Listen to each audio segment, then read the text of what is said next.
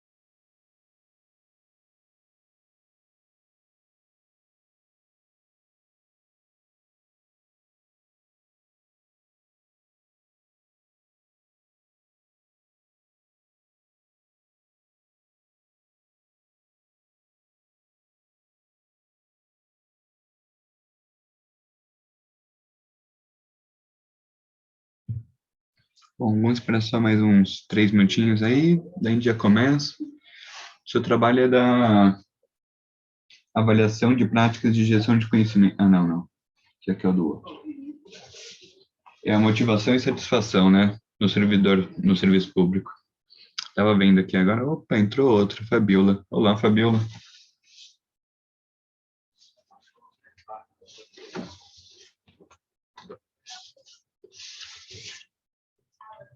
Vamos ver de qual que é a Fabiola. Boa tarde a todos. Boa tarde. Tudo bem, Fabiola? Tudo bem, e você? Tudo bem também. Vamos esperar só mais uns 3 minutinhos para ver se chega mais alguém, que a sessão está um pouquinho vazia, tá bom? E logo depois a gente começa já apresentando os trabalhos. Perfeito. Daí, os trabalhos vão ser apresentados em 2 etapas. Primeiro, a gente passa o vídeo, ou caso o autor queira apresentar ali, passando os slides, num tempo de 8 minutos. E daí, a segunda parte é uma discussão entre a gente aqui sobre o trabalho apresentado. Tá bom? De 8 minutos também. Ok.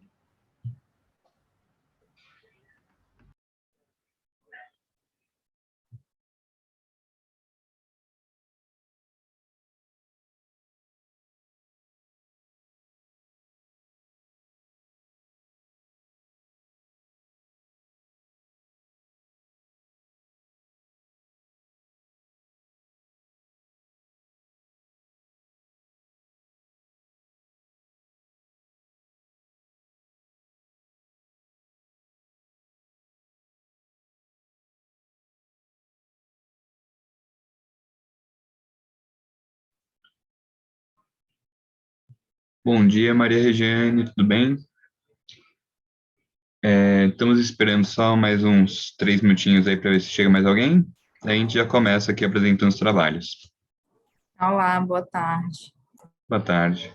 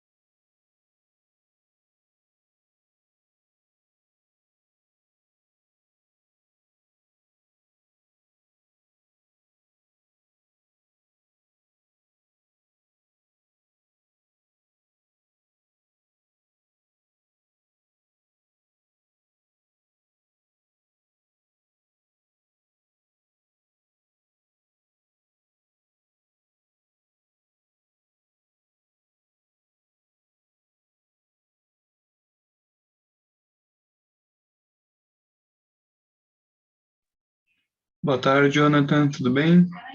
Estamos só esperando mais uns até 1h10 ali para ver se chega mais algumas pessoas, daí depois a gente já começa apresentando os trabalhos, tá bom?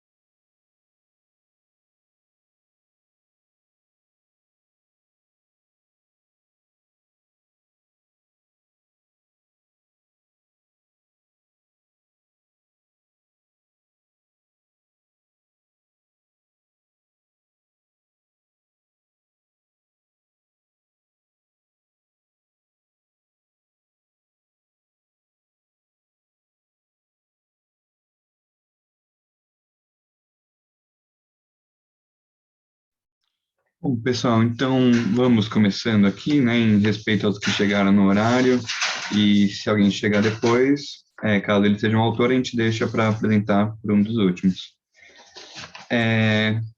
A apresentação dos trabalhos vai ser dividida em 2 etapas, né, a primeira etapa vai ser um vídeo gravado ali no YouTube, caso o autor queira apresentar agora, ele compartilha a tela e mostra os slides, né, vai apresentando num período de 8 minutos, e a segunda parte ali é um debate entre nós sobre o trabalho apresentado num período também de 8 minutos. Tá bom? Vamos ver qual que é o primeiro trabalho aqui na lista. Motivação e satisfação no serviço público. Um estudo de caso na Universidade Federal da Integração Latino-Americana, UNILA. Deixa eu compartilhar minha tela. Os autores querem apresentar agora ou preferem o vídeo? Eu prefiro o vídeo. Pode dar.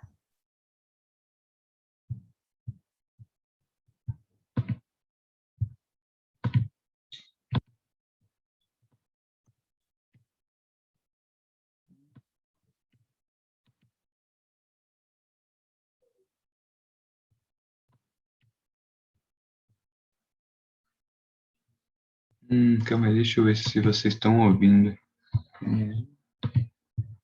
Estava sem o som.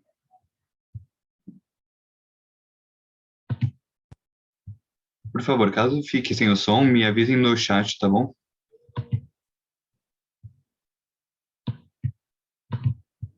Olá, meu nome é Jéssica e eu vou começar a apresentar o trabalho Motivação e Satisfação do Serviço Público, um estudo de caso na Universidade Federal da Integração Latino-Americana, a UNILA. Então, já na introdução, nós temos aí conceitos de motivação e satisfação. Motivação diretamente ligada ao comportamento das pessoas e oferece a energia necessária para a ação prática. Satisfação remete ao contentamento, um prazer que o indivíduo sente ao atingir o objetivo daquilo que se espera. O problema de pesquisa é qual o grau de satisfação e motivação dos servidores em uma universidade pública federal, e o objetivo geral, analisar o grau de satisfação e motivação dos servidores em uma universidade pública federal. Para isso, levantar o perfil dos servidores, identificar o grau de satisfação e motivação deles e analisar a relação entre satisfação e motivação. Aí, enfatiza-se o fato de que alguns estudos apontam que os fatores que motivam o servidor público são intrínsecos, né? Enquanto os da iniciativa privada são extrínsecos. Nesse sentido, tem a importância aí de encontrar o grau e analisar eles. E no referencial teórico, nós entramos aí nos temas motivação, motivação do serviço público, satisfação e relação motivação-satisfação.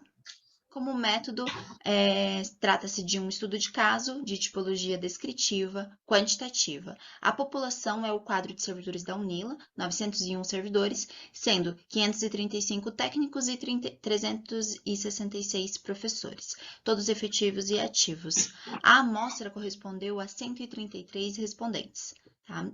89,5% técnicos desses respondentes, né, e 10% docentes.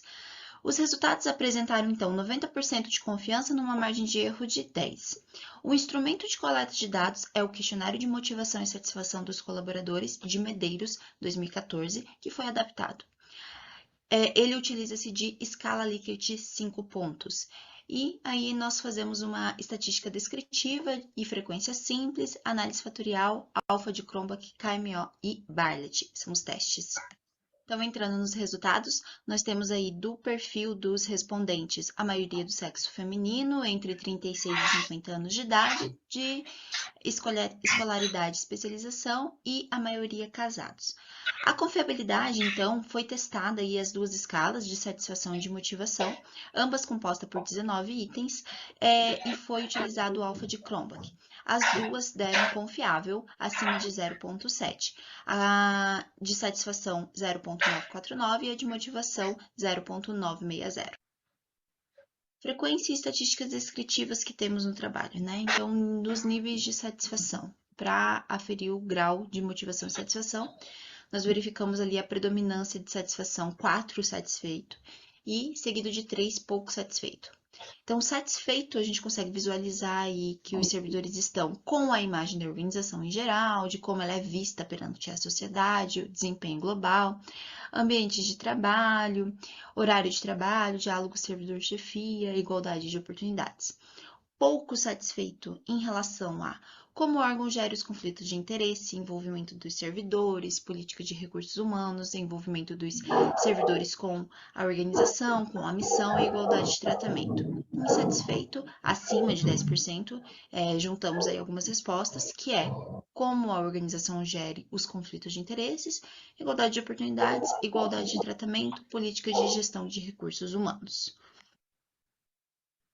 Dos níveis de motivação, a predominância também no 4, motivado, seguido de 3, pouco motivado, que ficou ali empatado com 5, muito motivado. Motivado a aprender novos métodos de trabalho, trabalhar em equipe, ações de formação, projetos de mudança, debates de ideias em grupo, feedback, autonomia, especialização, associação, crescimento profissional, trabalho com qualidade, poder e influência, motivação com as atividades, com a chefia, com os colegas, né? Pouco motivado na inovação e na criatividade e na equidade.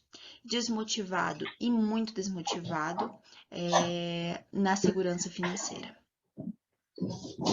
Então, após isso, rodamos a análise fatorial, né? Satisfação, para análise do grupo de níveis de satisfação, a aplicação do teste KMO procedeu o valor de 0,928, conforme pode ser verificado aí na tabela 7, né?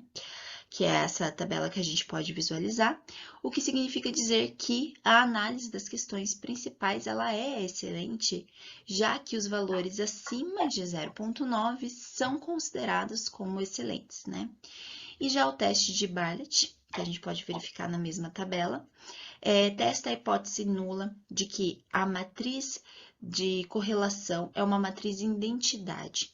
Então, dessa forma, é preciso ter o relacionamento entre as variáveis, né? Para que isso dê certo, e todos os coeficientes de correlação deverão ser zero. Então, a gente verifica aí o SIG, que tá 0,00, né? Então, o teste rodado para essa pesquisa, ele afirma que as variáveis estão correlacionadas entre si, porque o valor de significância ficou menor que 0,05.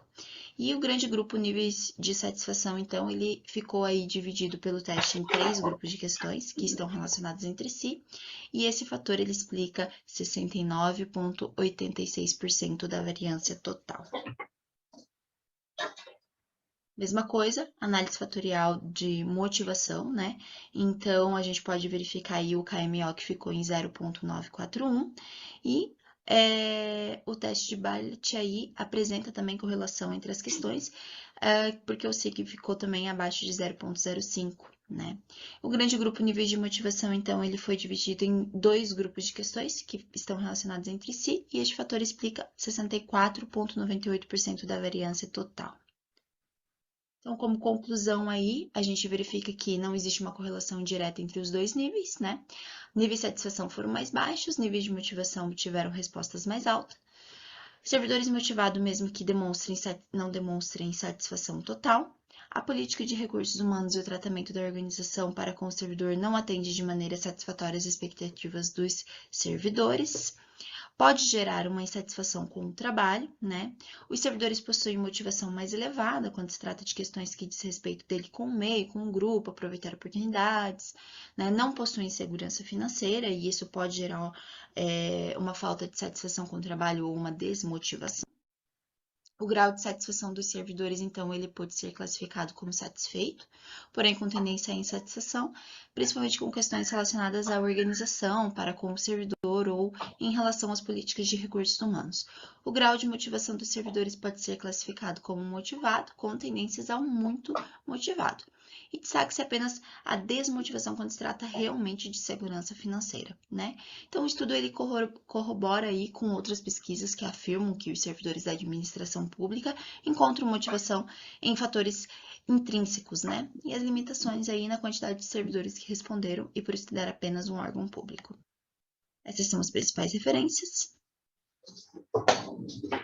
Obrigada.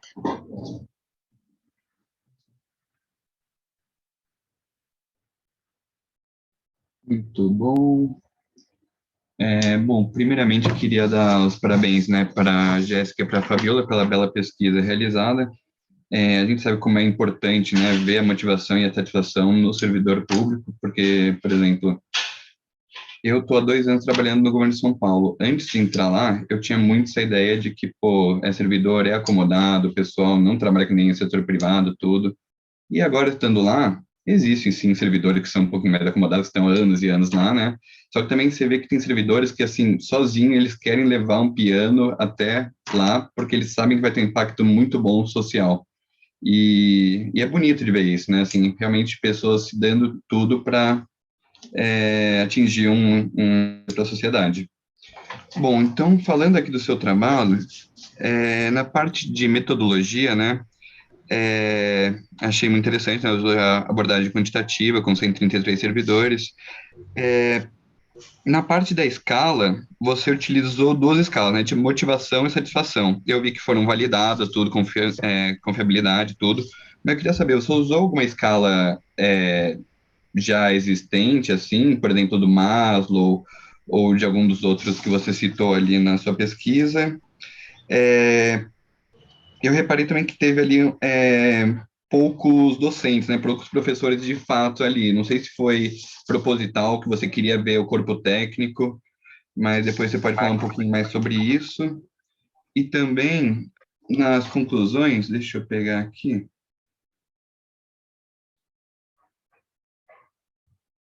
Aqui.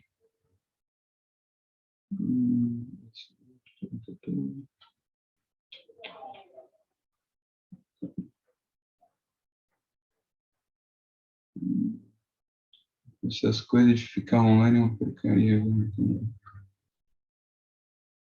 Bom, não estou achando que na parte do trabalho específico, mas você chegou na conclusão que eles têm menos satisfação e mais motivação, né? É muito interessante esse resultado. Queria que você debatesse um pouquinho sobre isso, né? E assim, quais que são os motivos que vocês acham que realmente acontece isso. Tá bom? Muito obrigado. E depois a gente abre para os demais colegas, se eles quiserem também fazer algumas perguntas. Obrigada, Lucas. Então, A questão da escala, do questionário utilizado, ele foi validado por um outro trabalho de dissertação feito em Portugal, né? Então, eles validaram esse questionário, que traz as duas escalas, que é a de motivação e a de satisfação. Então, nós tivemos o cuidado de estar analisando ela, fazendo a análise fatorial para verificar como que ela se comporta e para conseguir verificar a confiabilidade dela com os itens que a gente estava trabalhando, né? Então, é basicamente isso. O restante do que a gente traz muito na literatura, daí ele remete àquelas questões de motivação, satisfação, né? Até traz Maslow, mas não, a gente não usa nenhuma escala dele, né? Sobre a questão do verificar que os servidores eles são menos satisfeitos e mais motivados, né? Então, fazendo estatística simples ali, análise de frequência, a gente consegue identificar que o grau, ambos ficaram ali entre motivado, né? Mas o grau entre motivado e satisfeito, né? Mas o grau de satisfeito ele ficou menor. Então, a gente consegue perceber a tendência da insatisfação, né, indo para a insatisfação dos servidores, enquanto que a motivação, ela cresce. Então, assuntos ali que você pode verificar que são meio correlacionados, assim, né, tipo, são parecidos, eles estão insatisfeitos com a instituição em alguns determinados pontos, mas eles se sentem motivados a trabalhar mesmo assim. Por isso que a gente fala que corrobora os resultados com a literatura que traz que a motivação ela vem de fatores intrínsecos, né? Porque não estão totalmente satisfeitos com a instituição. E aí a questão dos respondentes, realmente os docentes não colaboraram muito, então a gente teve mais respondentes técnicos. Não foi intencional. Eu gostaria de reforçar que esse trabalho, ele foi o trabalho de conclusão de curso da Jéssica, né? E eu orientei ela. E a Jéssica trabalha na UNILA, né? Que é a Universidade Federal. E também, assim, da forma como você falou, Lucas, agora que você ingressou no serviço público, eu também tinha essa visão, né? Quando eu ingressei há 10 anos atrás também no serviço público, antes eu era só contadora, né? E aí passei então a atuar na docência, né, em ciências contábeis. E a gente vê também, dentro ali, na Universidade Estadual, né, que aqui no Paraná é a Unioeste Universidade Estadual, a gente identifica as pessoas motivadas e pessoas desmotivadas, né? Tem aqueles que, né, já encostaram, né, a viola, como se diz, né? Mas tem aqueles que trabalham bastante e lutam pela universidade pública, né? E é assim, mas a gente vê também, mesmo na área privada, a gente vê também, né? Sempre tem, né, aqueles que se dedicam mais e aqueles que se dedicam menos.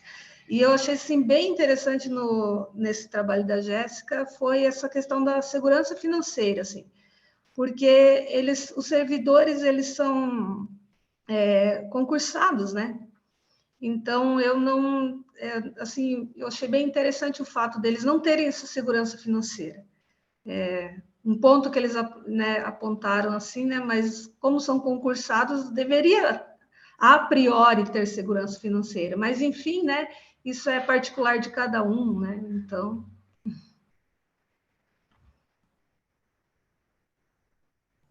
Certeza, né? Um fator muito interessante esse, que eu acho que pode envolver outros fatores externos ali também, né, da economia, não sei.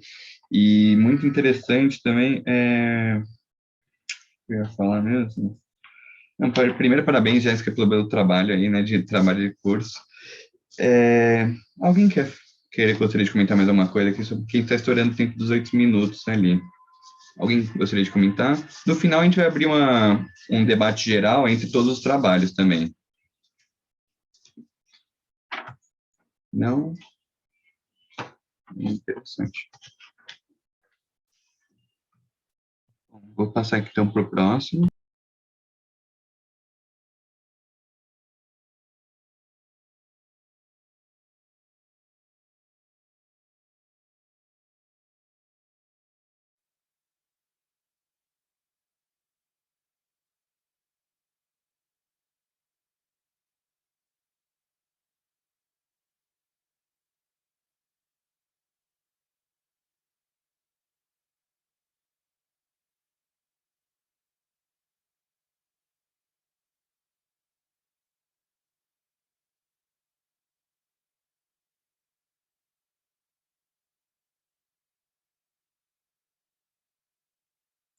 Vamos iniciar a apresentação de nosso trabalho, título Avaliação.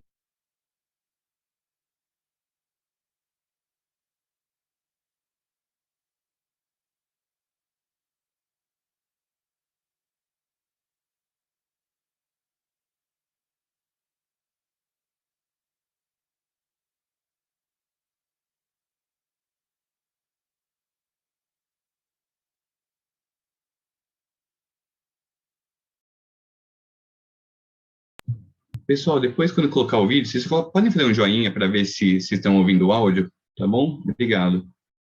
Ok.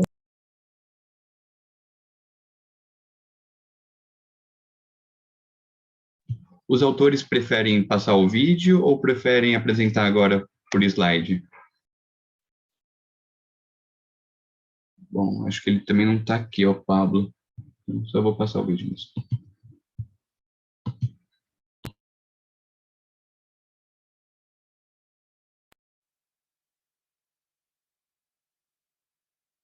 Avaliação de práticas de gestão do conhecimento em unidades do Exército Brasileiro, de minha autoria, Pablo Damasceno Salles. Esse trabalho foi feito com base na dissertação de mestrado de minha autoria e com o orientador professor Dr. Carlos Ricardo Rosseto, da Universidade do Vale do Itajaí, Univale. A título de introdução, a velocidade do compartilhamento de informações tem sido um problema na nossa atualidade. Então, as organizações buscam meios para lidar com a grande gama de dados e transformá-los em conhecimento.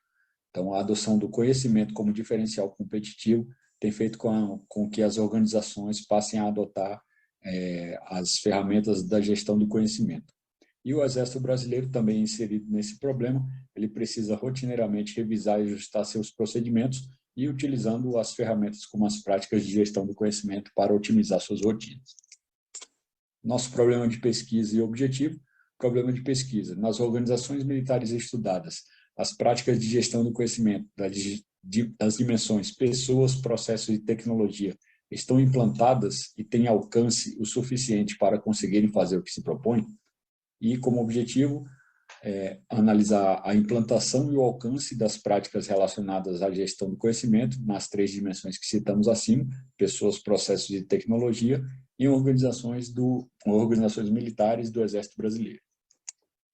A gestão do conhecimento e suas práticas. Então, temos várias conceituações sobre o tema, certo? Então, nós somente no nosso trabalho de dissertação que mencionamos no início, levantamos mais de 10 conceituações diferentes.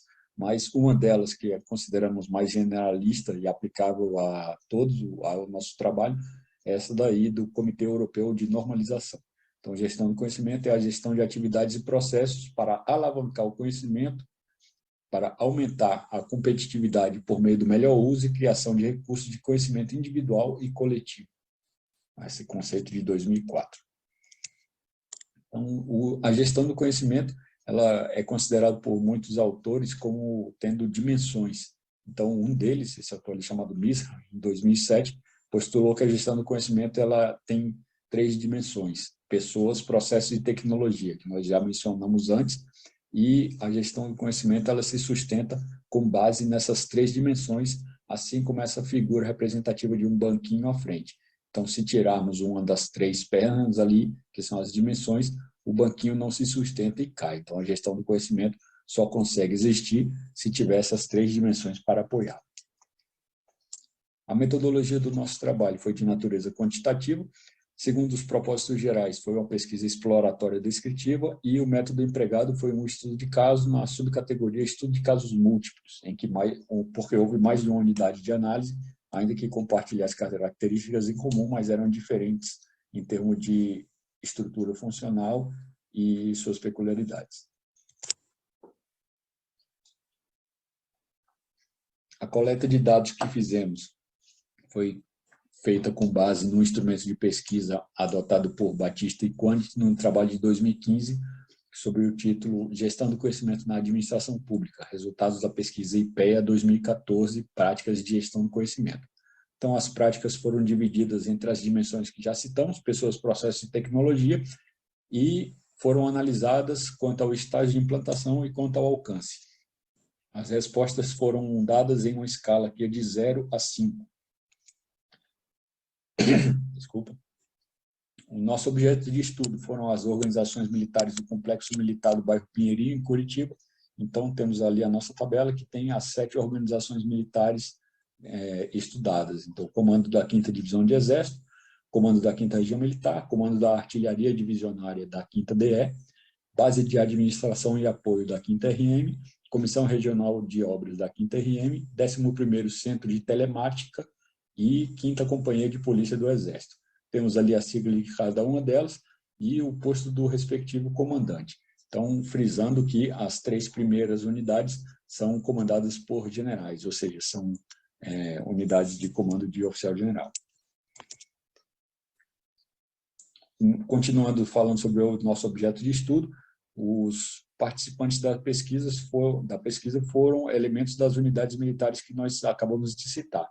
Então, foram adotados ali como participantes militares com graduação igual ou superior a 3º sargento, cuja formação mínima é de ensino médio, e também servidores civis que trabalham no nosso Complexo Militar do Pinheirinho. As práticas de gestão do conhecimento pesquisadas são essas daí que estão. As dimensões estão dispostas mais à esquerda na tabela, pessoas, processos e tecnologia, e as práticas estão ali com seus títulos. Então, tivemos 9 práticas analisadas na dimensão pessoas, 8 práticas na dimensão processos e 5 na dimensão tecnologia. Quanto à análise dos nossos resultados, então, tivemos as respostas divididas em avaliações negativas, que foram de 0 a 2, ou positivas, de 3 a 5. Então, conforme podemos ver ali na divisão que está aí apresentada, quanto ao estágio de implantação e quanto ao alcance. Primeira metade, avaliações negativas, segunda metade, avaliações positivas. E vamos ver isso aí nos nossos gráficos que vão ser mostrados. Os participantes foram 207 pessoas, distribuídas nas unidades que citamos do Complexo Militar do Pinheirinho, conforme o nosso gráfico. Então, do comando da 5ª DE, 18 participantes, da 5ª RM, 55, da AD5, 14 pessoas, da base de administração e apoio, 48 pessoas, da CROSS 5, 41, do 11CT, 21 e da 5ª Companhia de PE, 10 participantes. Então, vendo os gráficos apurados ali conforme a nossa pesquisa, então, primeiramente, quanto ao estágio de implantação, vamos ver dentro das 3 categorias ali, das dimensões pessoas, processos e tecnologia, quanto ao estágio de implantação. Quanto a pessoas, temos ali o gráfico aí à frente de vocês. Então, tivemos 2 unidades com mais avaliações negativas do que positivas, a base de administração e apoio e a 5ª Companhia PE, e as demais com mais avaliações positivas, que indica implantação daquelas categorias, daquelas práticas na dimensão pessoas. Então, vemos ali que o 11CT despontou em relação às demais. Quanto à categoria processos, também dentro do estágio de implantação, a categoria processos teve um desempenho semelhante à categoria pessoas, e sendo que houve 3 unidades com mais avaliações negativas do que positivas também. Então, e o 11º CT também com mais avaliações positivas do que todas as outras unidades. Na categoria tecnologia, quanto ao estágio de implantação, tivemos um resultado nitidamente superior às dimensões anteriores. Então, todas as unidades tiveram um desempenho positivo, tiveram mais avaliações positivas que negativas. Então, vemos ali que muitas chegaram próximo a 70% ou passaram disso, e o 11CT, mais uma vez, teve mais avaliações positivas do que as demais unidades. Quanto ao aspecto alcance, mais uma vez, divididos ali nas dimensões pessoas, processos e tecnologia.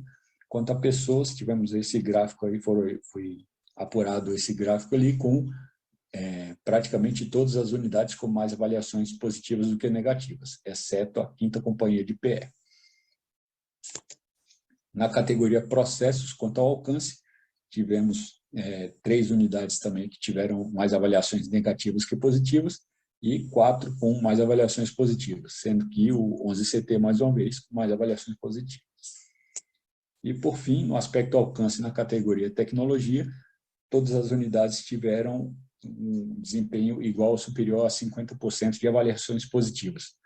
E, mais uma vez, o 11CT com maior destaque, 87,6% de avaliações positivas.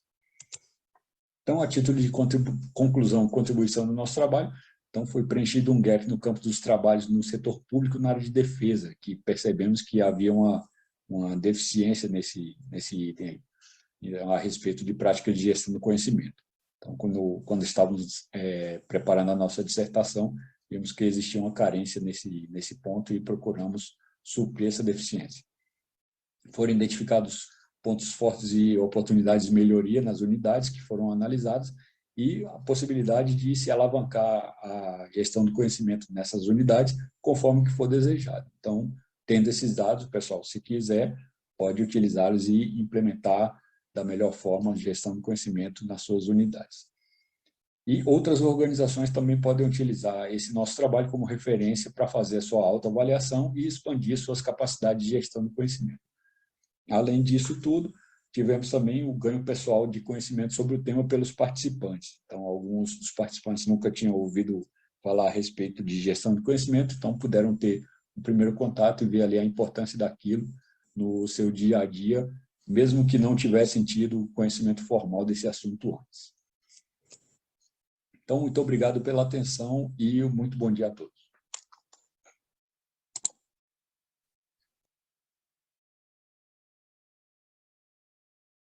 Aqui no vídeo de hoje eu falo. Calma aí que foi para outra coisa. Bom, eu acho que o Pablo não está aqui para poder discutir, então acho que não cabe muito escrever, né, discorrer sobre a pesquisa. Eu vou passar então para o próximo vídeo aqui da linha. Deixa eu ver qual que é o próximo artigo a ser apresentado. O estudo da arte da produção científica nacional sobre regulação no setor de saneamento básico brasileiro nos anos de 2007 a 2020.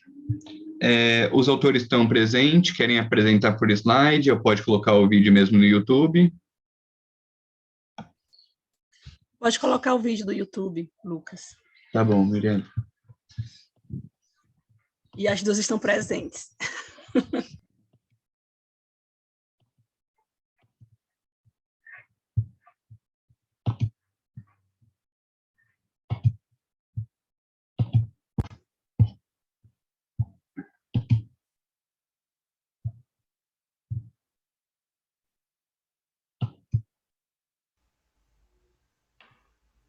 Nesse momento, darei início à apresentação do artigo intitulado Estado da Arte da Produção Científica Nacional sobre Regulação no Setor de Saneamento Básico Brasileiro nos anos de 2007 a 2020, elaborados por mim, Merilane do Nascimento, e por Maria Regiane Araújo Cavalcante, ambas alunas do Programa de Mestrado em Administração e Controladoria pela Universidade Federal do Ceará. Esse artigo ele teve início por conta do novo marco saneamento, disposto na Lei Federal de 14.026 de 2020, que traz como grande desafio a universalização do saneamento básico em território nacional e a regulação dos serviços com a fiscalização do cumprimento de metas e prestação de serviços de qualidade e de forma eficiente para toda a população. Com base nesse marco regulatório, o saneamento ele é composto por 4 vertentes, que são o abastecimento de água potável, o esgotamento sanitário, a limpeza urbana e manejo de resíduos sólidos, drenagem e manejo das águas pluviais urbanas. O artigo ele traz como questão-problema qual o estado da arte da produção científica nacional sobre regulação no setor saneamento básico brasileiro.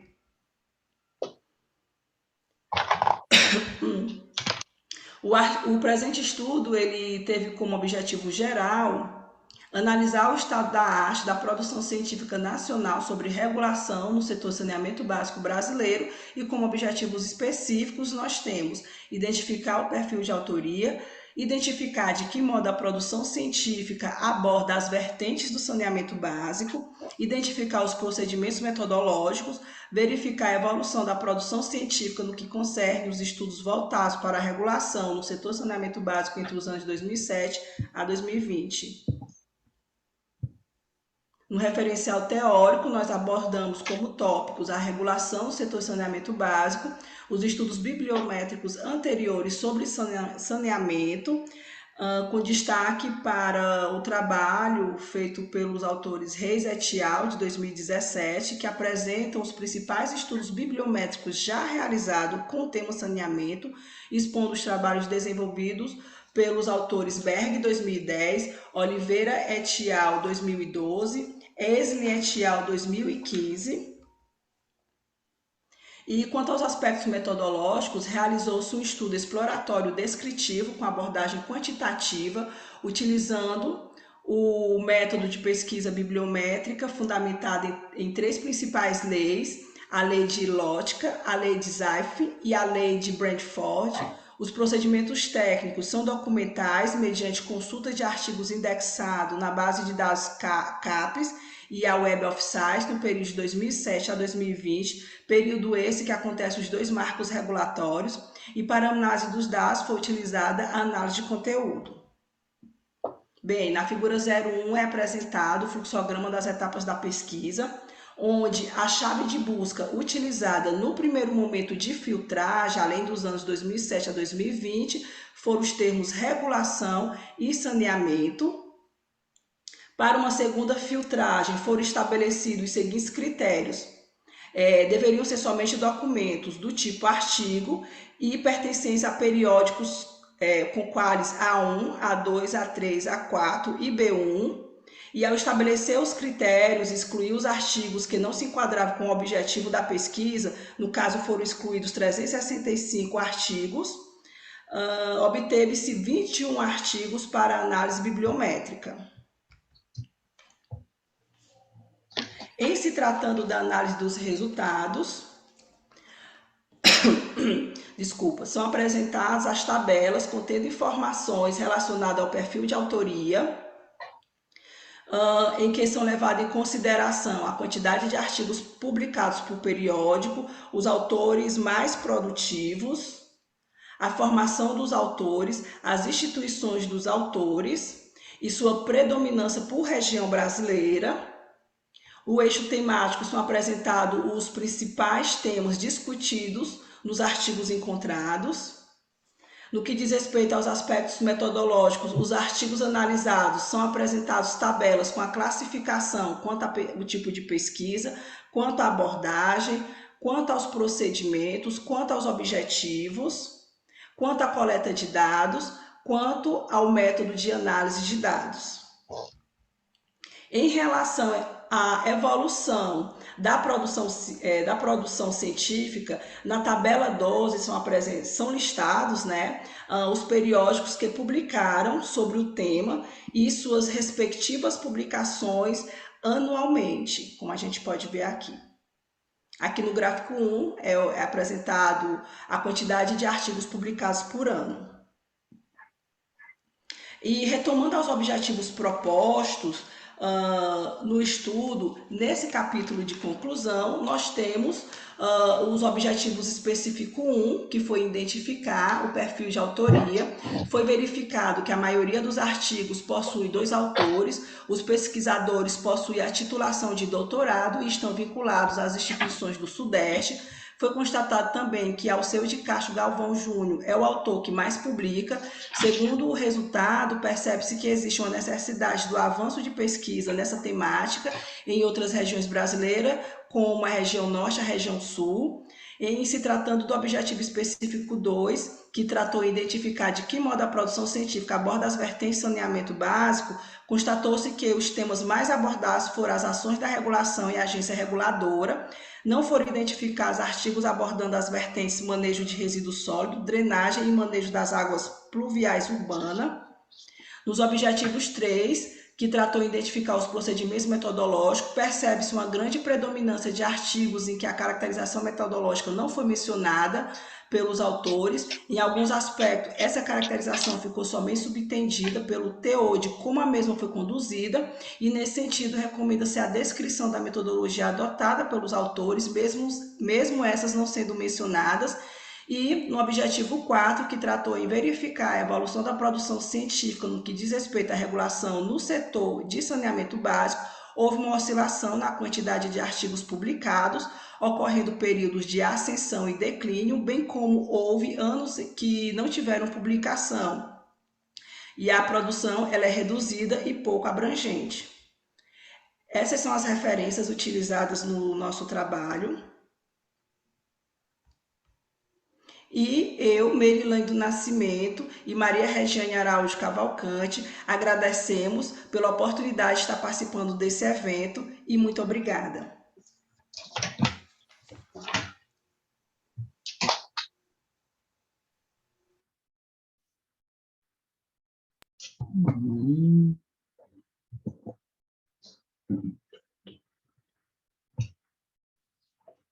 Bom, primeiramente queria agradecer as duas pela pesquisa realizada, né, e pela apresentação feita, de extrema importância, né, ver em qual nível, assim, que ponto a gente está realmente das produções científicas em relação ao saneamento básico, né.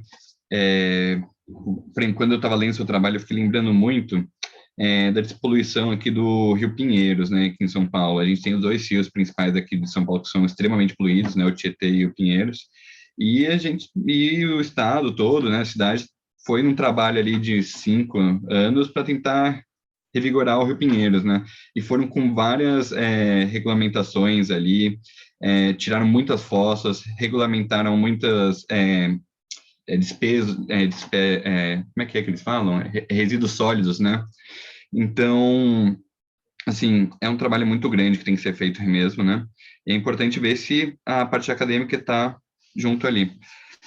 Agora, em relação à metodologia ali que eu vi de vocês estavam falando, deixa eu pegar aqui um minutinho.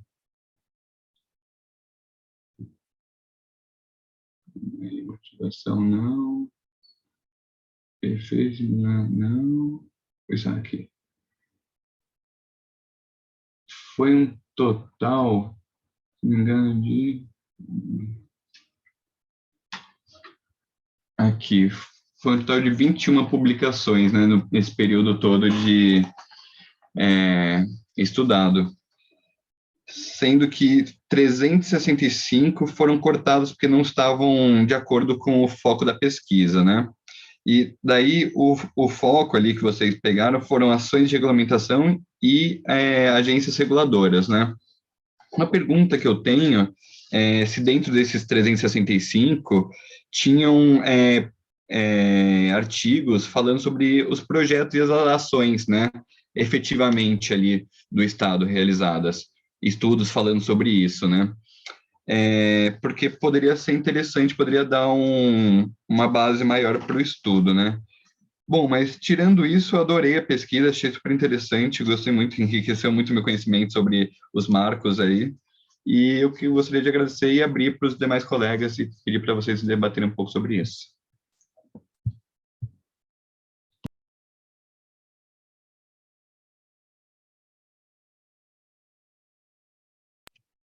Eu acho que está no mudo, Merilane. Não sei se você ia falar, não? Não, Lucas. Mas você fez uma pergunta, você poderia repetir a pergunta? É porque, para mim, aqui, eu estou no sítio, aí na hora que você falou, se você tiver feito alguma pergunta, eu não consegui entender. Lógico, não, desculpa, deixa eu... Vou ser um pouquinho mais direto ali, né? É que vocês falaram que ficaram com 21 pesquisas nesse período todo de tempo, né? Estudado ali, do 2007 a 2020. E é um período longo de tempo, né? Para só terem 21 pesquisas encontradas. Daí, uma coisa que eu pensei que foram retirados 365 artigos. E o foco de vocês foi em ação de regulamentação e agências reguladoras, né? Eu queria saber se, nesses 365 artigos que foram excluídos, se tinham com foco em projetos realizados, né? Então, por exemplo, esse que eu falei do Rio Pinheiros, assim, do estado aqui de São Paulo. Por exemplo, não sei se tem um estudo falando se os marcos regulamentadores influenciaram positivamente ou negativamente para essa ação, sabe? Uma coisa assim, só. Pronto, o objetivo maior da nossa pesquisa, até por conta dessa nova regulamentação, né, foi realmente ir de encontro com pesquisas, né, que abordassem especificamente a regulação, mas dentro do saneamento básico, né? E a gente limitou mais ainda quando nós fizemos a procura, é tanto que nesse processo, é porque a gente não foi colocado aqui no trabalho, né? Mas, assim, no momento em que a gente fez a primeira etapa de filtragem, colocando aí a terminologia, regulação e saneamento, tanto na busca dos periódicos CAP, como também na Web of Science, a gente teve em torno de 386 amostras, né? Aí ela foi limitada ainda quando a gente aplicou a segunda filtragem, né? Onde dessa amostra de 386 artigos, a gente foi em busca de ver que os trabalhos teriam que ser artigos científicos e que eles estivessem contidos em periódicos, né, quais A1, A2, A3, A4 e B1, né? E nesse momento foi excluído esse quantitativo, eu acho que foi por conta da limitação no que diz respeito ao tipo de documento que nós escolhemos, no caso, artigos, e que esses artigos teriam que estar dentro do periódico Qualis, né, que a gente estipulou. E, baseado nisso, nós depois fizemos uma leitura nos resumos, né, que fosse de encontro, porque a gente encontrou outros artigos que uns abordavam só regulação, outro falava só sobre saneamento, mas a gente queria dentro do aspecto regulamento e saneamento básico. E foi quando, através da leitura dos artigos, que a gente identificou esses 21 artigos, né, para análise. Lucas, pronto, só complementar o que a Merilane falou, se ainda tiver tempo, né? Eu entendi a pergunta aí do Lucas, mas o que que acontece? Realmente, como a Merilane disse, foi o foco do nosso trabalho, era verificar os artigos que falavam da regulação, que seria o papel da agência reguladora. Porque no caso da regularização, que o que foi feito, por exemplo, passa um rio e as pessoas, infelizmente, jogam esgoto in natura para aquele rio, seria um papel de regularizar a situação daqueles moradores. E esse papel vai caber a quem? A agência reguladora está fiscalizando a companhia de saneamento. E essa questão da regularização ficaria mais focado com a companhia de saneamento, juntamente com a prefeitura, que é o poder concedente, que está concedendo aquele serviço. Eu não sei se aí onde você mora, no caso aí você citou o Rio Pinheiros, se é uma companhia, se atualmente é uma estatal ou se hoje é a iniciativa privada. Mas realmente o nosso trabalho foi mais focado para a questão das agências reguladoras, porque, que nem a gente diz, né, a gente trabalhou desse período aí de 2007 a 2020, que foram entre 2 marcos, que inclusive esse último marco de 2020 fez uma alteração também, porque cada estado ele trabalhava com uma legislação, trabalhava com a sua própria agência reguladora, tinha estados aí que tinham mais de uma agência. Então, com esse novo marco, ele veio a centralizar na ANA, que é a Agência Nacional de Águas, ela passou também a ser a agência reguladora a nível nacional, que vai estar dando todas as diretrizes.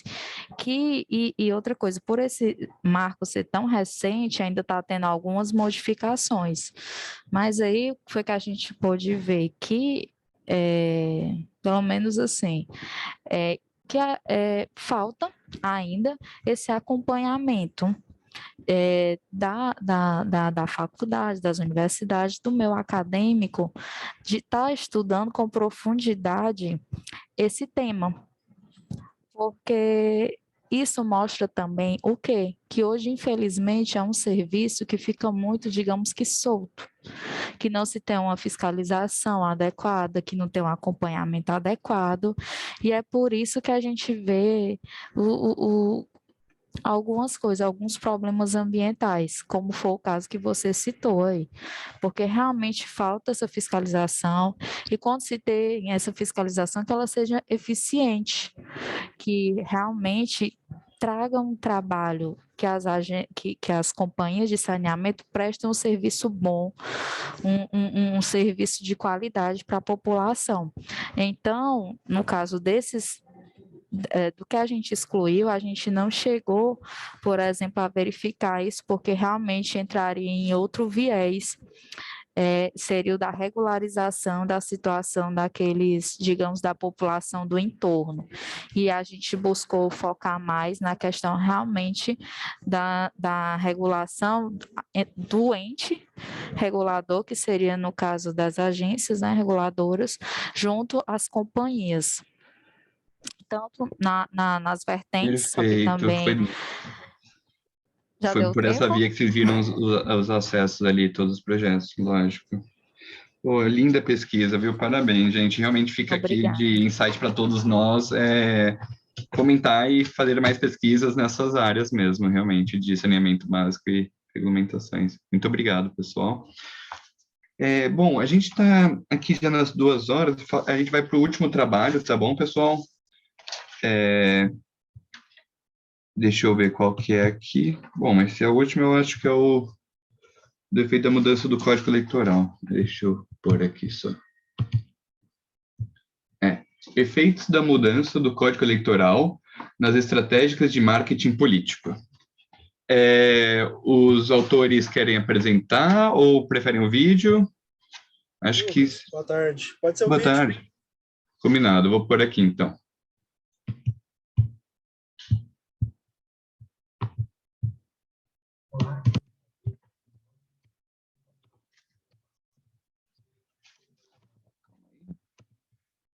Foi.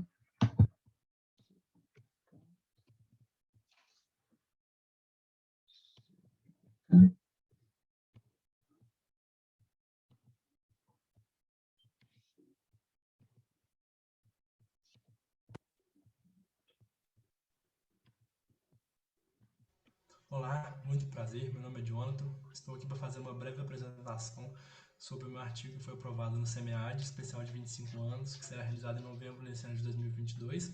Esse artigo ele foi elaborado a partir do meu TCC da graduação pela Universidade Federal de Lavras no curso de Administração Pública. Um dos autores também é o Denis Renato de Oliveira, que foi meu orientador à época. E o tema desse artigo é sobre os efeitos da mudança do Código Eleitoral na estratégia de marketing político. Esse artigo ele tem o intuito, hoje, principalmente, identificar quais são as alterações, né, que foram feitas nas estratégias de marketing político dos candidatos. Isso no ano de 2014 e 2018.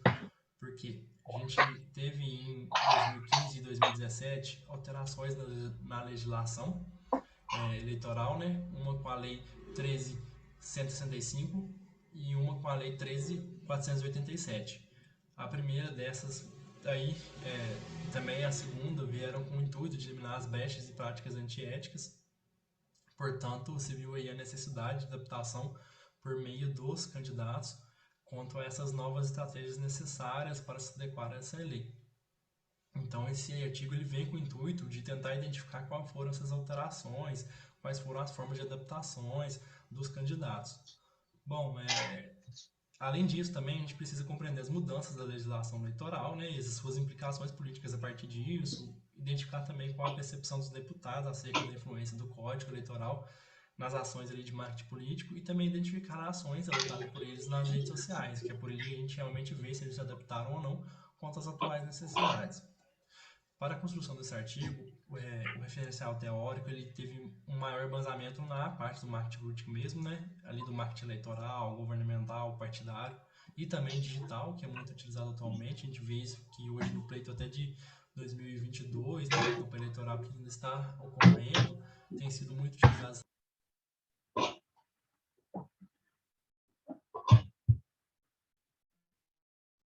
Digitais de comunicação para campanhas. Então, essa alteração na legislação eleitoral, né, a lei de 2015, ela veio com veta aos lançamentos do lado de campanha, né, que é aquela impossibilidade de doação jurídica para a realização de campanha eleitoral. Em 2017 também teve uma regulamentação da distribuição do fundo eleitoral e do partidário, também do limite de gastos com campanha, do impulsionamento pago, que tem sido muito utilizado atualmente também, que foi utilizado em 2018, o registro de candidaturas e também sobre a diversidade, né, da atuação política dentro das campanhas eleitorais. No artigo vocês vão observar que eu fiz quadros, né, além deste, para poder fazer um resumo breve dessas alterações, né, para poder identificar de uma forma mais prática o que foi alterado. Nesse a gente observa que fala sobre o registro de candidatura, que antes era um ano, e agora passa a ser 6 meses. O fundo especial para a limitação do financiamento de campanha não existia antes, atualmente existe, o limite de gastos com campanha até a edição de 2017 não existia, e o limite para todos os cargos, o impulsionamento de conteúdos da internet que não é permitido, hoje é permitido com ressalvas, o incentivo à participação, antes era só feminino, hoje é também aos jovens, aos negros. A metodologia de pesquisa principal usada para esse artigo é a pesquisa qualitativa, né, exploratória, discutiva, com estudo múltiplo de casos dos deputados eleitos no Estado de Minas Gerais, da eleição legislativa aqui do Estado. A coleta de dados ela foi feita por revisão documental e etnografia, junto com os deputados eleitos da AMG. Por que eleitos? Porque eles passaram tanto pela campanha de 2014 como pela campanha de 2018. Então, eles passaram por ambas alterações de legislação e puderam ali fazer uma reformulação na sua estratégia de campanha, na sua estratégia de atuação dentro das necessidades que a lei exige. A gente identificou esses deputados com A, B, C e D, para dar uma descrição com todo mesmo, que foi para eles poderem participar até desse estudo. A gente observou também que os deputados ASA têm uma política por mais tempo que o PSDB, né? Então, a gente tentou entender a percepção deles acerca da informação eleitoral, que hoje é uma maior utilização das mídias digitais, foi identificado também por eles, né? Que em tempo de transição, da velha para as novas práticas políticas, as principais dificuldades enfrentadas, né? A maioria ressaltava a dificuldade com os gastos, principalmente com o teto de gastos, e além de outras coisas, como também a forma de informação, né? Que agora o financiamento por parte de pessoas jurídicas não é permitido. Aqui eu fiz um gráfico para poder identificar qual foi a redução dos gastos com campanha dos deputados, né? A gente observa que o deputado A reduziu cerca de 50%, o B cerca de 20%, e o C cerca de 50% também, e o D um pouco mais de 60%. Isso tendo em vista as alterações, né, na legislação eleitoral, para aplicar todas as atribuições de 2014 para 2018.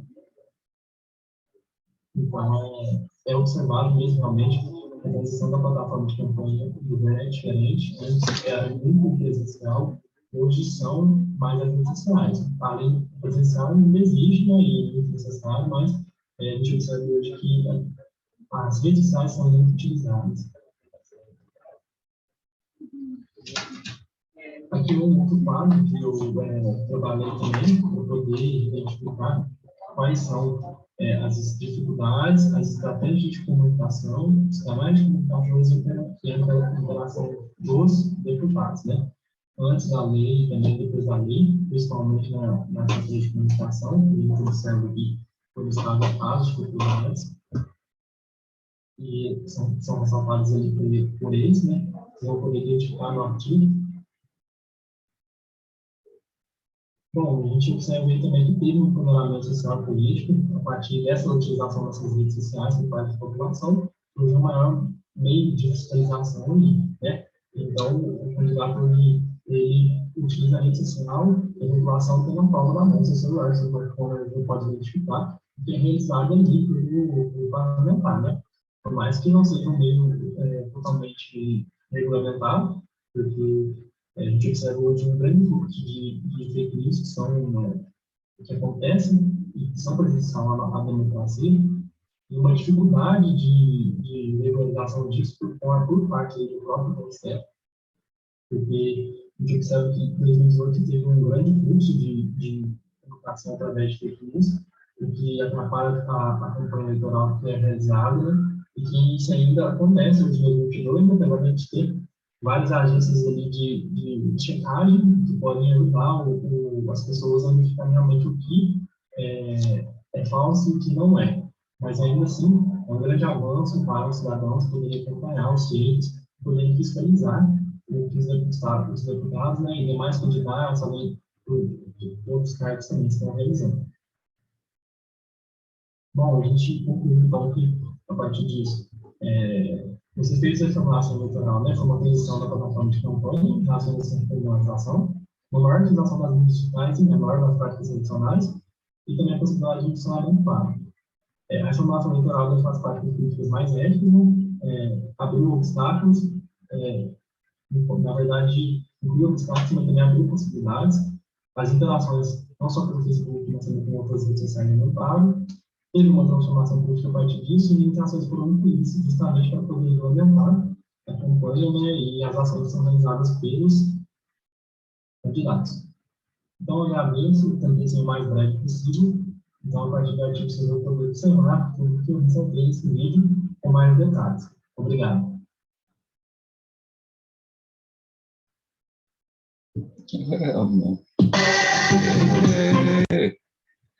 Isso aqui ao vivo acontece essas coisas, viu, gente? Bom, então, deixa eu só sair aqui dessa.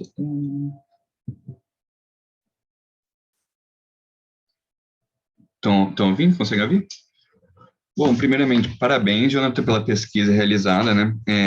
A gente sabe como os políticos usam essas estratégias, esses marketing políticos, né? Ainda mais quem está com a máquina pública ali, né? Tem realmente muitas ferramentas para poder ter essa manutenção do poder e poder continuar sendo por inaugurações, né?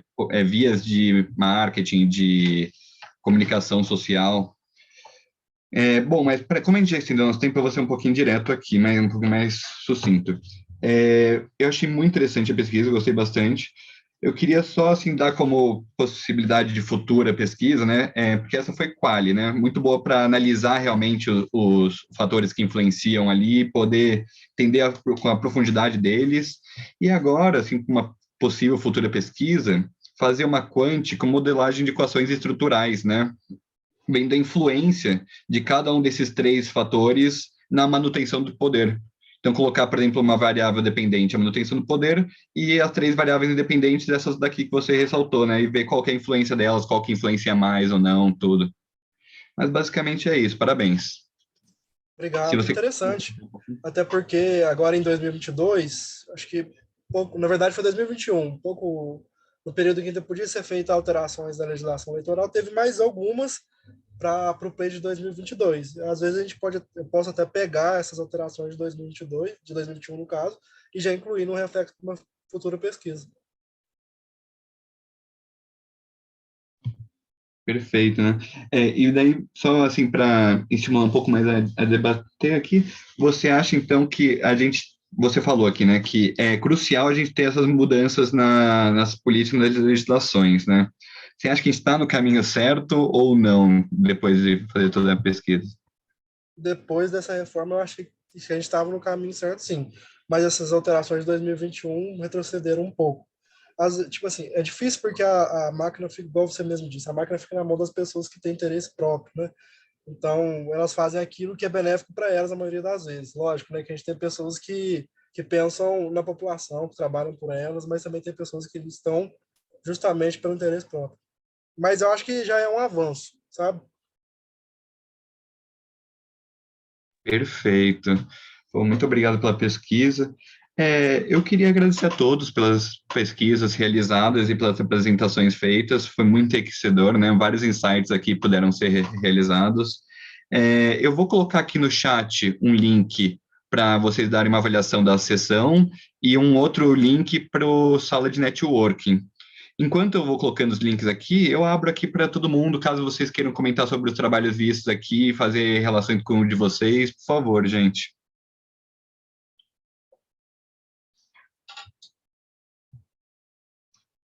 E a chamada ali, né, a presença, eu vou pegar aqui pelos participantes, tá bom? Então, já está realizada. Deixa eu pegar os links.